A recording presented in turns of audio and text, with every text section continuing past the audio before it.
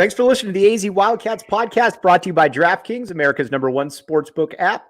Now, joined by the great Jody Oehler, I am Mike Luke. I want to say this. A lot of people, big-time people, get their start in Tucson. You think of Ryan Radke, you think of Jody Oehler, they move on to bigger and better things. Jody holding up in Tempe, or up in Phoenix right now. How you doing there, my man? I'm good, man. You know, Ryan Radke and I are the reason Arizona did not get back to the Final Four against Illinois. We were working at 1290, and it was the day of that big game, and we decided to watch that game together in Radke's office, and we're both horrified in silence as Illinois pulled off, obviously, what happened. So, yeah, Ryan and I are joined at the hip for Arizona basketball lore. Well, that game was crazy because, again, you're up 15, under 4, and you're waiting for a timeout. There's no timeout that's coming, and before long, it's 3 points, and then it just kind of dawns on you that, oh my gosh, this is happening. Like, it was so surreal. So weird. It was in slow motion, and you really, like you said, you were really just like, nah, this isn't going to really happen. And then, you know, part of Arizona basketball's history that got buried for a while, that came roaring back, was just the tournament disappointment and heartbreak. Was, you know, synonymous with being a U of A fan for years and years. But yeah, so Ryan is real big time, and I'm happy to be here, man. All right, my man. So let's talk about it. Jedd Fisch gets hired. I want to kind of run the whole gamut right here with you. When Jedd Fisch got hired 2 years ago, I'm not going to lie to you, I thought it was a bizarre hire. I didn't know. I mean, he went from job to job. Never really heard his name as a finalist for anything. His presser was awesome, where he said, you know, nobody will outwork me on the recruiting trail. I will do whatever it takes. But we heard that from someone. We heard that from, we heard that from Rich Rod. And so far, so good, Jody. Yeah, I've been impressed too. You know, you go back to that hire, I'm with you. Like, I went to school with Brad Brennan, so I was kind of biased towards Brent Brennan because I'm like, hey, I've got a personal connection to the potential next U of A coach. That'd be kind of cool.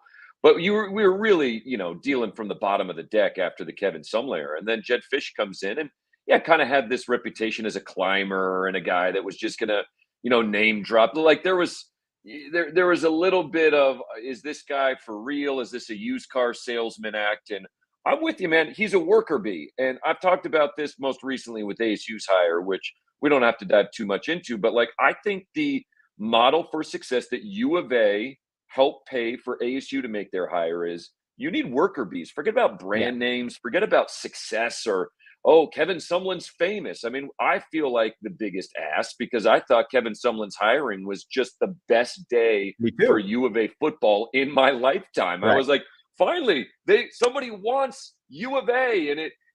And then it was obviously probably worse than Makovich, all things considered. And so I think Jedd Fisch is a worker bee with real connections. He's got some football aptitude. I do think the next step is the hardest, right? Like the first 2 years, you take those steps.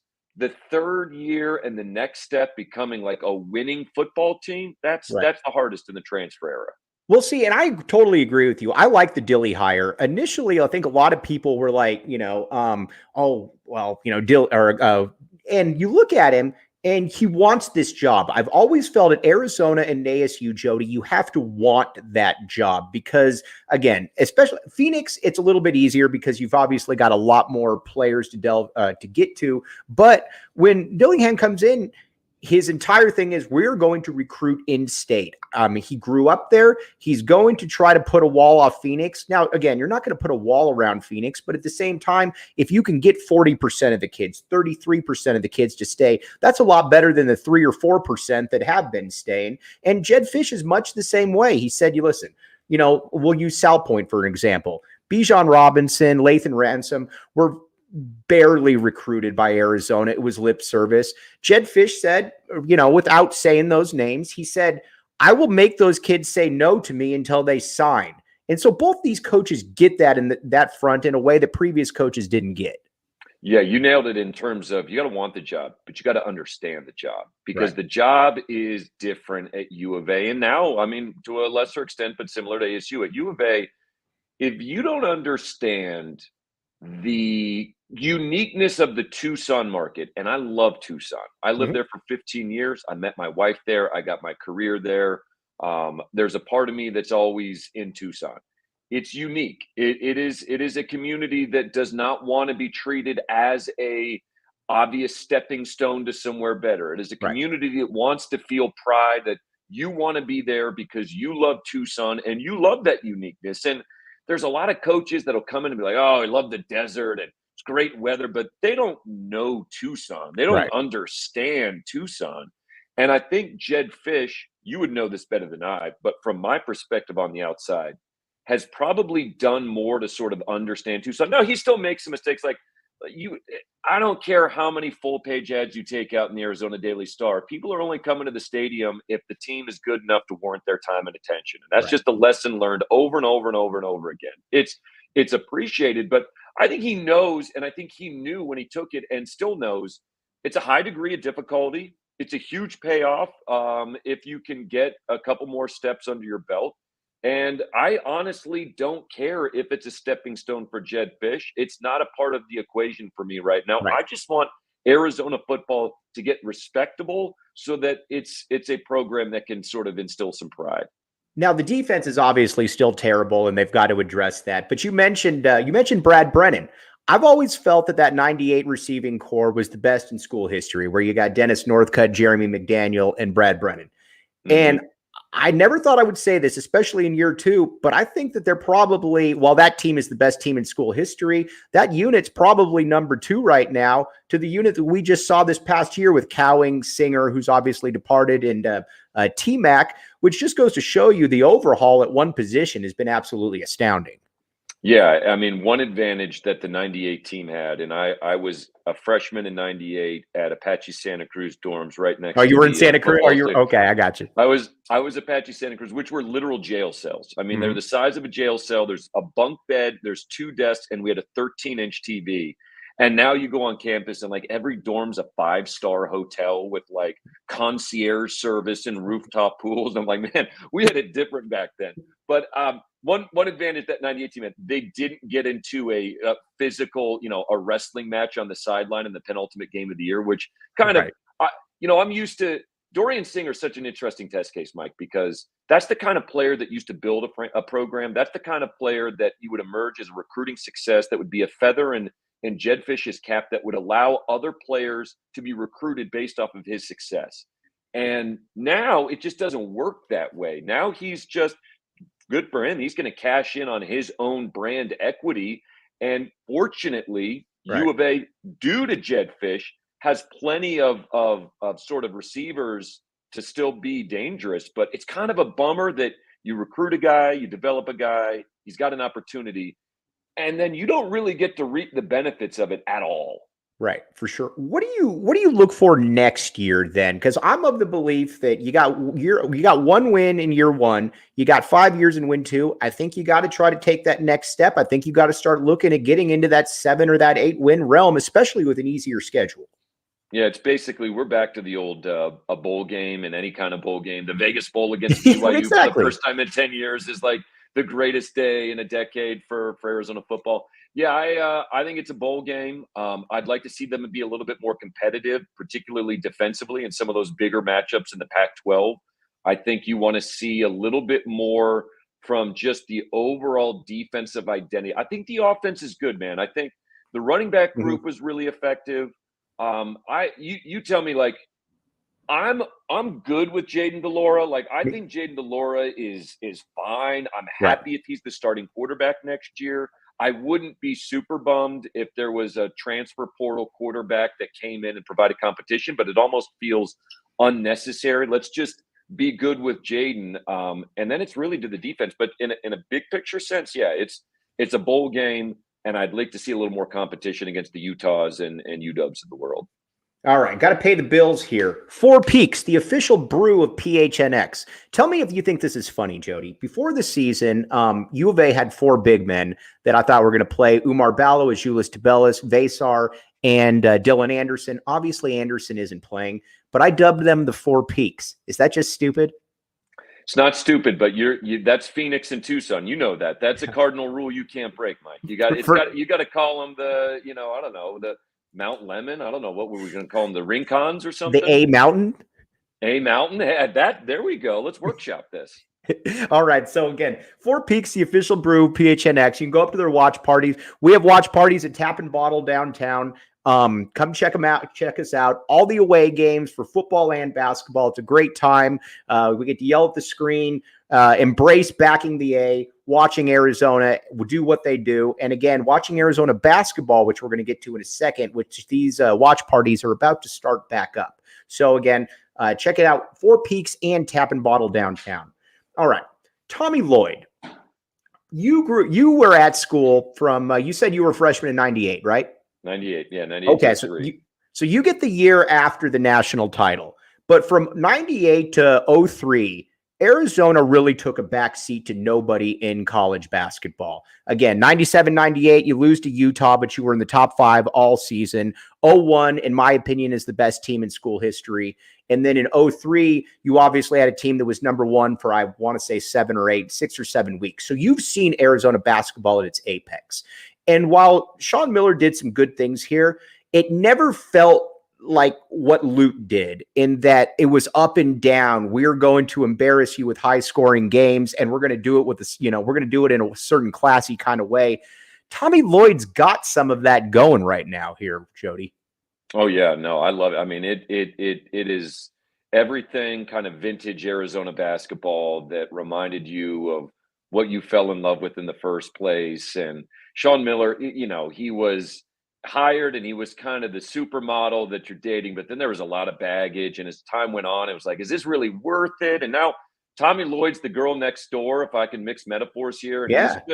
he's perfect. And I think Arizona basketball, we'll talk about it here in a minute, I'm sure. I mean, this season's pretty interesting. I've got my eye on a few things with this team that I'm a little concerned about, but I love watching them play. I love the style of play. When I was in school, every Arizona basketball game was a signature event for the community, for the university, for the campus. Even when I graduated and I was working down there doing daily shows, it was every single game was an event. Right. That tailed off a little bit at the tail end of Sean Miller, and it started to feel a little bit like the transition between Lute and Sean a little bit, and the Russ Pennell, Mike Dunlap forgotten years. Kevin O'Neal. Okay, your guy, Kevin O'Neal, right? So there was a certain element of like, is this ever going to get back to feeling the way it felt before? And then last year was just a slap in the face. Like, this is vintage Arizona basketball, and I love Tommy Lloyd. Christian Coloco, I thought Tommy Lloyd had the line of it when he was asked, how is Christian Coloco so much better this year than he has in previous years? And all he said, Jody, was, we love on him. Every player's different. He needs to be loved on. And, I always think to the Bill Parcells quote when he was asked about, why do you always yell at Phil Simms and let Lawrence Taylor go off and do what he wants? Well, because Lawrence doesn't respond to that, Phil Simms does. You've got to know your personnel, and Tommy Lloyd knew that Christian Coloco needed to be encouraged. Not that he's soft or anything, and that's something about being a great coach that the great coaches get. 100%. And I think a part of that is humility. And I think Tommy Lloyd has humility. And I think that he's also obviously very confident and confident in his abilities. But by the end of his run, and we don't have to rehash it, Sean Miller almost became bigger than the program. It was about Sean Miller. It was Arizona basketball started with Sean Miller. And even though they tried the players program thing for a while, when you don't have high level success and you're not getting to the Final Four and you're not knocking on that door as much or even at all after the 2 Wisconsin losses, it just became about Sean, his legacy, his drive. I mean, I think those Final Four shortcomings basically broke him as a coach and as a dude. Reading the profile recently on CBS Sports, where his wife's just like, he was a miserable human being for a long time, and we all saw that. And with Tommy Lloyd, I think it's equally true. What we see with Tommy is a guy that's loving the opportunity. Tommy Lloyd could have almost certainly picked any handful of jobs in the previous years leading up to taking Arizona, stayed at Gonzaga. He could have, waited out any high major program and probably been a viable candidate. The fact that he picked Arizona because, in large part, of its unique history and its legacy under Lute, he just feels he's on that family tree for sure. he feels like he's kind of the rightful successor, if that makes any sense. And you look at it, and again, we're going to get into this year's team in just a second. But another guy, look at Ben Mathurin. Ben Mathurin was a guy who, as a freshman, was looked at as kind of all right, he can make threes and he can dunk, but can he do anything else? I almost said Jedd Fisch. Tommy Lloyd comes in here, and not only is he doing that, he's getting to the basket in a way. He's making guys miss off the dribble. He's, I think to that TCU game where a lot of coaches would have called timeouts there when Arizona's down 3, before going into overtime. And Lloyd waves him off and says, do your thing, pulls up for a 3, ties the game. That's the kind of player freedom that I think allows special players like Ben Mathurin to really express themselves. And you're seeing that in the NBA. And I think that's a big reason the Lutz guys were so successful in the NBA.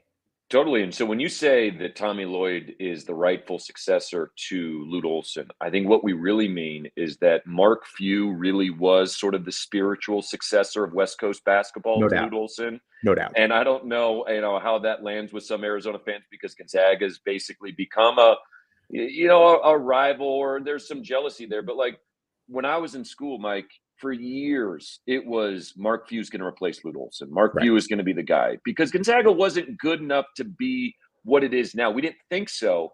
And you thought, all right, if he wants to win a national championship or get to a Final Four, he's going to have to come to U of A. And then, Brad Stevens gets to a couple national championships with Butler, and I think it just fundamentally altered the landscape of college basketball. And then Mark Few became too big of a fish for even Arizona to think about landing. And so Tommy Lloyd is basically Mark Few, who is basically the West Coast heir apparent to Lute Olson. And I think what's exciting about Lloyd too is he can get here. Now, granted, Arizona, to me, there's like 4 or 5 programs that, your Kansas, your Kentuckys, your North Carolinas, your Dukes. Then there's that second tier of schools, your Arizonas, your Louisvilles, your Michigan States, that are always kind of in there.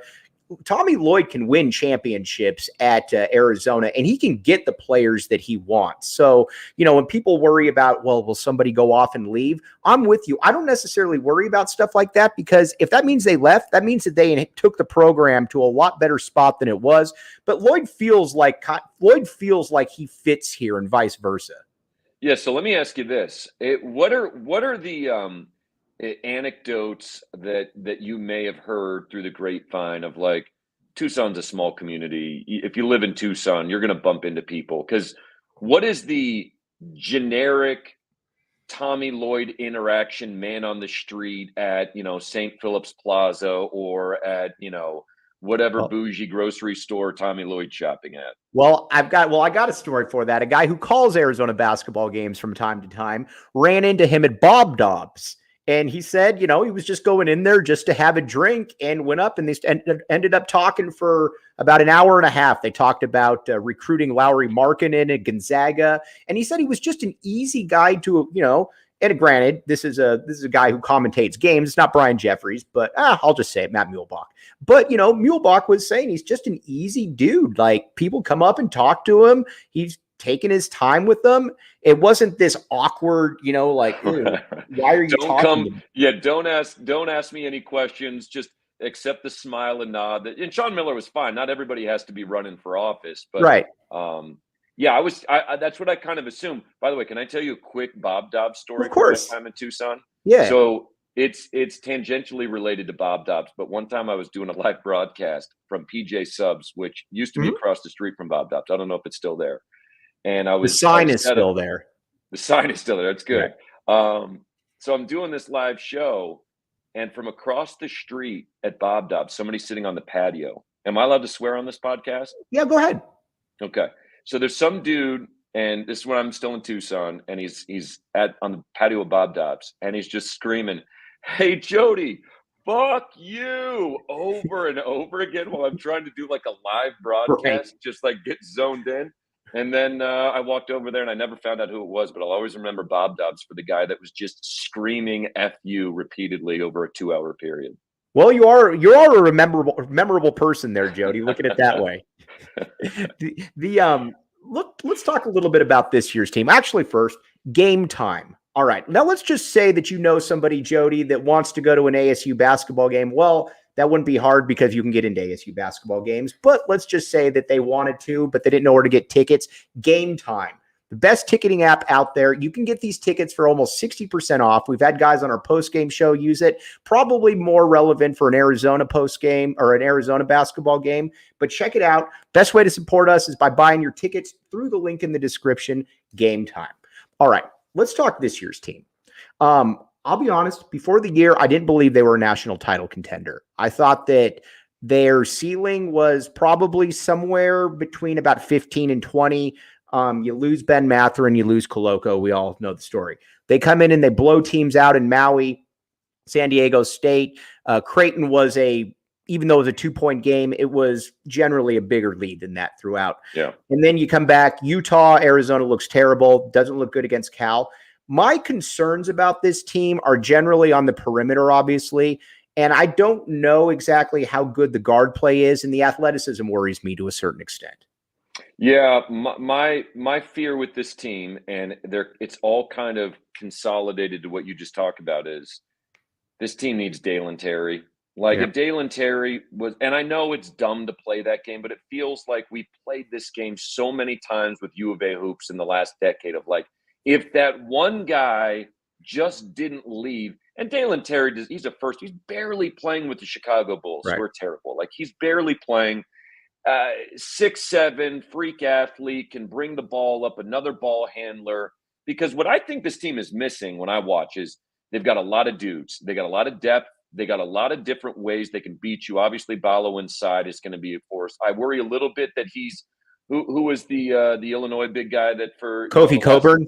Yeah, Kofi Coburn. That there's just some games where it doesn't matter how big you are inside. You got to be able to break teams off the dribble and make outside shots. No doubt. This team's missing a star. This team is missing like a dude that draws 3 defenders when he attacks the rim and creates open looks for other guys. It's not Keir Krisa. It's not Courtney Ramey. It's not, there's no Ben Mathurin on this team. No, I mean obviously they could use Ben Mathurin, but he was definitely ready. But it's like they need that dude.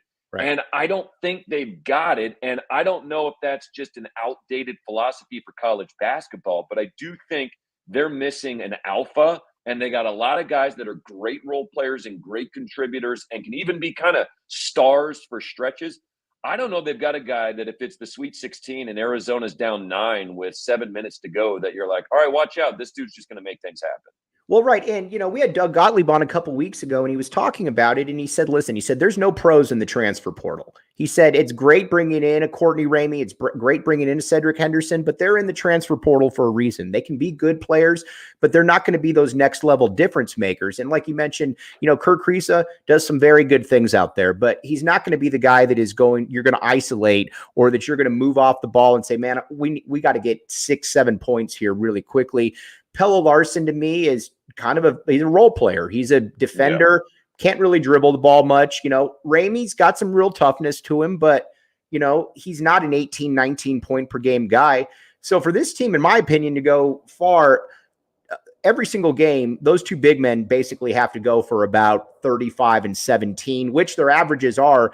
And it's got to be an impactful 35 and 17 because that's their one strength going into every single game, pardon the pun. Well, for sure. And I'll say, we won't know till we know, but like, do we really trust Tubelis in March again? I mean, that was a massive disappearing act. And I know he's talked about it. And I know there's always an opportunity for a learning experience and to get better. But if you're going into an NCAA tournament and you need Tubelis to be a kind of most outstanding player caliber dude in order for you to win a championship, I don't feel great about that. Right. You know what I mean? And I'm not sure. Here's the other part about this is I'm not sure that the guy even exists on their roster. So it's not like there's some young freshman that, hey, he's just not ready right now, but who knows in 3 months. The guy that has the physical skills is Adama Ball, and you're just like that. He's not that guy. He's not this year. I don't know that he'll ever be a star, but he's the closest proximity to what the look of an elite college basketball player would play like. You know what it is to me? It's a little bit like the Michael Dickerson thing back when Arizona won the title, in that he didn't play well at all in the tournament. Quite frankly, kind of shrunk. And then next year looked great, but then when you went into the Elite Eight, Rick Majerus said, "We're going to make Dickerson beat us right here. We're not going to let Simon and Bibby beat us. We already know they can beat us." And it kind of reared its head again. It's one of those things you can't really exercise those demons until those demons are in front of you again. Right. And a lot of times, Jody, some guys are just built differently. I mean, people say all the time, "I want to have the ball at the end of the game."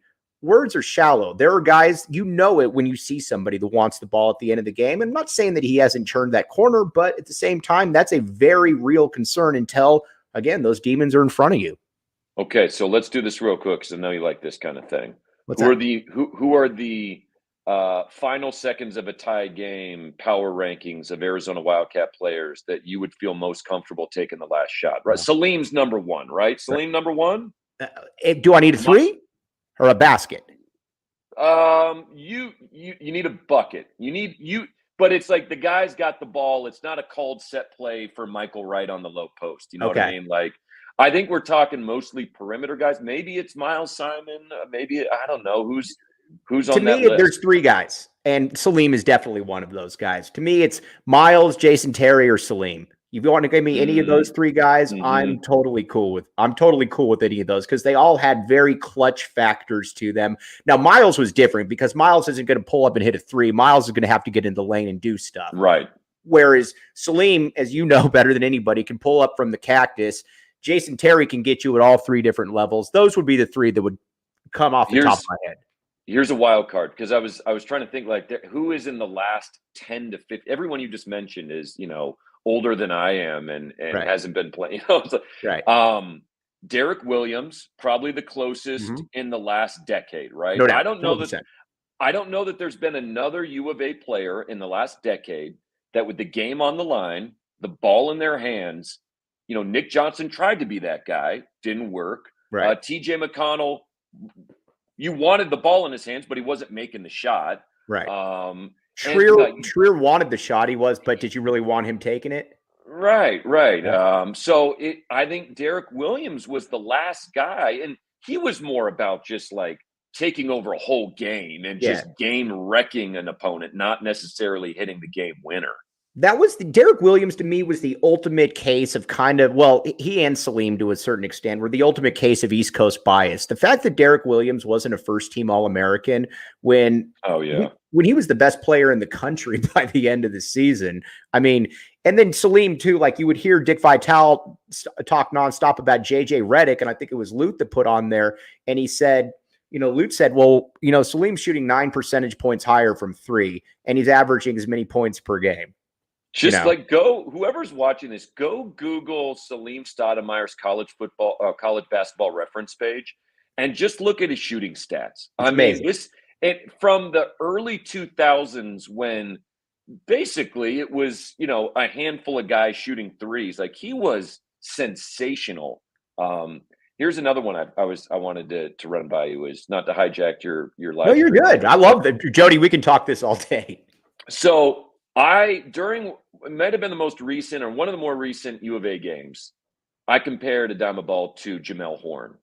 And what I was shocked by is the amount of Jamel Horn truthers that hopped in my timeline that were like, actually, Jamel Horn was awesome. Remember that clutch shot he hit? And I'm like, Jamel Horn, in my mind, is the ultimate all-skill, hyper-athletic, but never figured it out guy in my lifetime, because he should have been like a lottery pick. He should have been Richard Jefferson. Oh, he could bounce. He could jump through the ceiling. He had every skill you wanted, but just never figured it out. And I was surprised there was a ton of like Jamel Horn defense in my timeline that I just didn't see coming. Is that a revisionist history? Did I miss something? No. I actually had a class with Jamel Horn, and it's funny. And this was, you got to remember, Jamel Horn's the guy that intentionally fouled when the team was up in 2 straight games. I mean, and those were that was the KO years as well. So, but yeah, I guess it was, right. Yeah. But I mean, I've never seen that. The problem with him, and again, everybody, discovers themselves later, is that every time he was on the court, I was nervous that something was going to happen that you did not want to happen. Jamel Horn was like speaking of DraftKings, would be like an even bet every game to score a bucket on the other rim. You would just be like, I'm not taking that bet because it could happen. I'm not sure where his head's at. Yeah, those are the good old days. Remember when Chris Rogers stabbed Isaiah Fox with scissors in the training room? I do remember that. And what's crazy about Chris Rogers, too, is on the ball. I always tell people this, that Reggie Geary, to me, was the best defensive player I've seen here. But I'll tell you one thing. On-ball defense, hands, everything. Chris Rogers was uber elite there, Jody. He had a skill set that I haven't seen here before. I love the what if guys of like Chris Rogers and his headband, who could have been like a really great college basketball player, just didn't have it all put together. That's the drama that we got towards the end of Lute's run, that we're not getting during Tommy Lloyd's run. But there's some good memories from back in those days. All right, Jody, let's talk. And again, real quick, got to pay the bills. More furniture, morfurniture.com. They've revamped the entire PHNX studios. My boss, Saul Bookman, is on here as well. He spoke very highly of them. Again, great stuff going on, great deals as well. So again, check it out, morfurniture.com. Really good stuff going on right there. And again, if you need to revamp your entire interior, that's the place to go. Check it out, morfurniture.com. All right, Jody, I think we're going to disagree right here. And again, anytime I disagree with Jody Oehler, it is said with the utmost reverence, as I grew up listening to Jody Oehler. All right. I'm not that old. Jesus. Oh, well, you're 5 years older. How old are you, Jody? 41. I'm 41. I'm an old. Okay, 5 years. Are you were you going to McHale Center knee high to a grasshopper and just like little Mike Luke at all the U of A games? I can tell you this. I would go to their practices on a Saturday by Saturday basis. And I always tell this story, but I'm going to tell it again. This is 94. And this is really when I realized that Lute was different. Keep in mind, this is when you got Damon Stoudemire and Khalid Reeves. They make the Final Four. And they're both on opposite teams. And so the way that it was structured was you had Lute in the middle who would stand up in the stands. And then you would either have like Roz or Jesse Evans, whoever coaching. And Rodney Tension, exactly. So you would have, so Khalid brings the ball up to midcourt. And keep in mind, Khalid Reeves is in the middle of one of the 2 or 3 best seasons in school history, averaged over 24 a game that year on the way to the Final Four. He looks over to Roz for a play call. Keep in mind, I'm like 9 at this time. And Lute Olson yells, stops everything, and everybody just stops, takes his sweet time to get down to midcourt. And he says to Khalid, what were you doing there, Khalid? And Khalid looks at him. He said, looking for a play. And he said, if you don't know the play to run by then, I haven't done my job. Have I not done my job?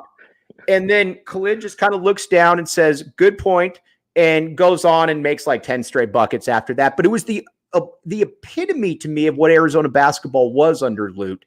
The fact that he had this guy, Jody, that's averaging 24 a game, and he's saying, don't look to me. I've already talked to you about this. So, but that was basically my life growing up. Every Saturday would go down there for practices when they weren't playing.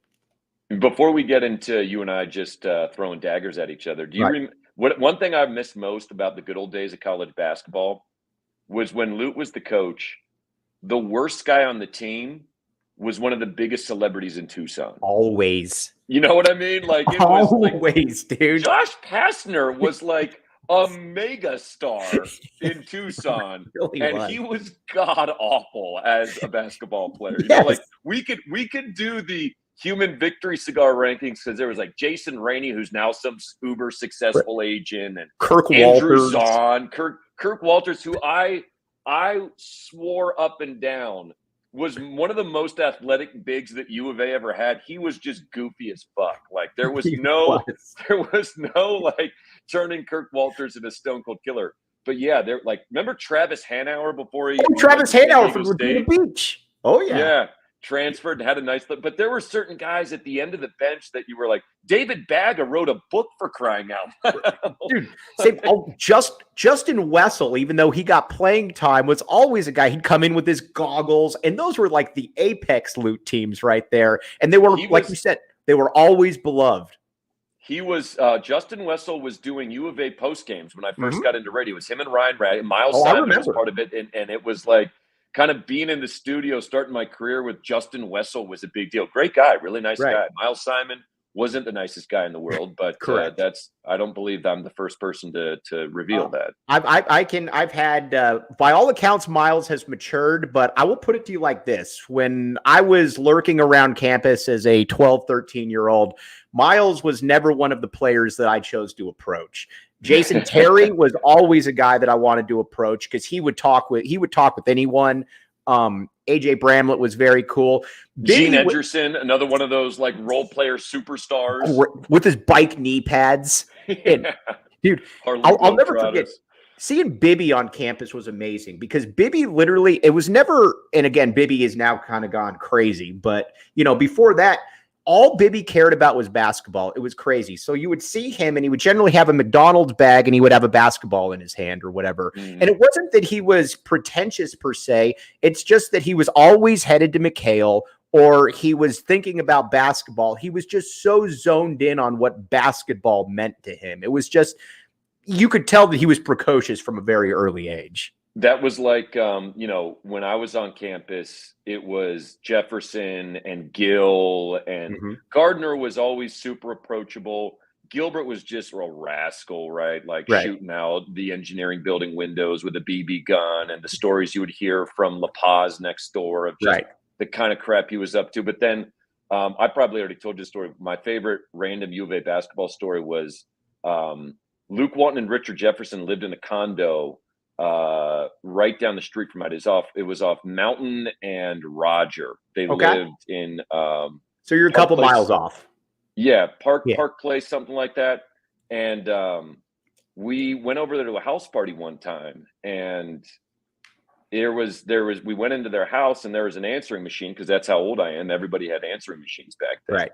And there was a voicemail that he played for everybody, and it was Bill Walton calling his son Luke Walton, saying, "Luke, this is your father, Bill Walton." And then he leaves the message. It's like, you don't need to identify who. Hey, when was the last time your dad called? Like, Jody, this is your father, John Oehler. I'm like, yeah, I got it, Pops. Like, I'm pretty sure I know who you are. There's not another father out there, especially when it's Luke Walton. I know, it's wild. But yeah, those are I am anxious and I'm excited that we're nearing closer to those days for U of A. For sure. All right, now before we get to the conference, this is you mentioned this player, and I've always felt this. Andre Vera says, Jody or Mike, what Arizona basketball player do you wish had come back for one more year? To me, that's Gilbert Arenas. I think Gilbert Arenas would have averaged 25, 26, 27 points a game had he come back. Now, he made the right decision, but that's the guy for me.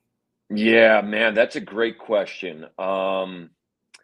I think there's two that pop into my mind. Man, obviously it's recency bias, but I do look at Dalen Terry for this team, and I just think he's the absolute perfect player for this team and would have been a real alpha when they needed it most. I'll go back to a guy that gets a bad rap and kind of lost in Arizona basketball history. I think Marcus Williams was one of the great U of A early success stories, kind of overshadowed by Chase Budinger and some other high-profile recruits, but was just a beast from day one, kind of Derek Williams-esque, where it kind of came out of a place where you're like, whoa, I didn't know this dude had this in him. And I feel like had he stayed a third year, again, that was sort of the tail end of the Lloyd era. My years kind of get for sure. Yeah, second to last year for sure. Yeah, and I feel like Marcus Williams was a guy that should have had a bigger impact and legacy for U of A basketball than being a guy that, honest to God, nobody thinks about, talks about, or mentions. I don't know if he's been back to McHale Center once. I don't know what Marcus Williams is doing, but he was a monster for 2 years. He was averaging, and it's a great question, about 6 years ago, this is the last time I heard of him, he was averaging like 30 a game in China or something, but he got – right? Good for Marcus Williams. Yeah, it was something like that. All right, Jody, I think you and I disagree on Arizona's future in conference right here.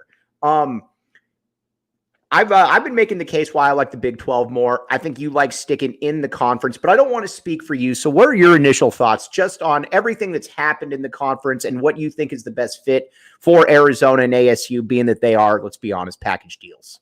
Yeah, I am a diehard stick in the Pac-12, circle the wagons. I think from a football perspective, as we just saw, Utah, Oregon, and Washington are a trio of programs that can absolutely anchor a legitimate bona fide conference. A lot of this, and I don't dive too much into the financial details, so I'll defer to you that's probably done your homework on this a little bit more thoroughly than that. I just don't like the Big 12 personally. I have no interest in watching 55 basketball and football games against Kansas State and Texas Tech and these programs that honestly I just don't personally have never cared about. I've always viewed them as sort of like nondescript. So, without Texas and Oklahoma, there's just not a lot of meat on that bone for me to be excited. And I'm viewing this selfishly, like, what games am I getting excited about year in and year out in college football if there's some arranged marriage between the Big 12 and Pac-10?